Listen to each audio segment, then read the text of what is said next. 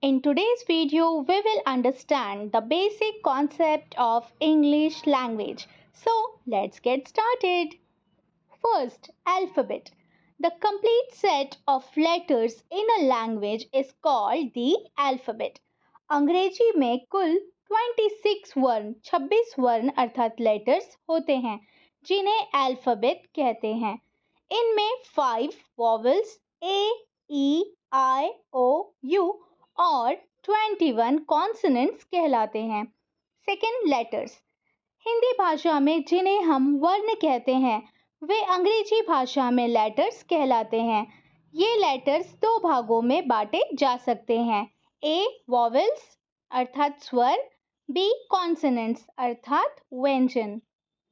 Vowels, the letters which are pronounced with an open mouth allowing the free flow to the air are called vowels.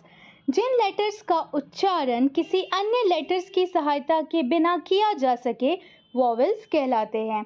Consonants, the letters which are pronounced by stopping the air flowing freely through the mouth are called consonants. उपरोक्त 5 vowels को छोड़कर बचे हुए 21 letters consonants कहलाते हैं. इनका उच्चारण vowels की सहायता के बिना नहीं किया जा सकता. नोट, W और Y सेमी वॉवेल्स कहलाते हैं.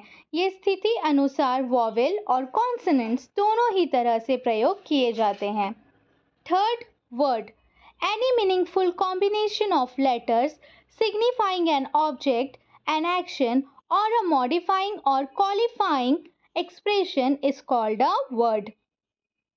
लेटर्स को आपस में मिलाकर लिखने से जब उस अक्षर समूह का कोई अर्थ बनता है तो उसे शब्द अर्थात वर्ड कहते हैं.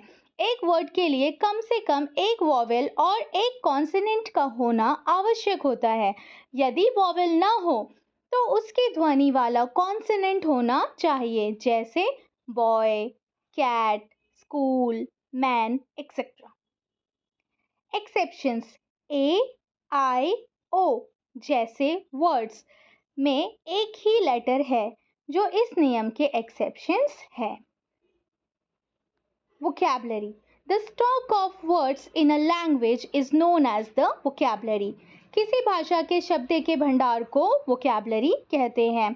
शब्दों का भंडार अर्थात वोकैबुलरी. Fifth, syllables.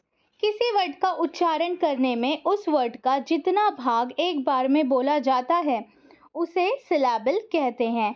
एक वर्ड में एक या अधिक सिलेबल्स हो सकते हैं, जैसे एक सिलेबल वाले वर्ड यू, गो, एक्सेट्रा.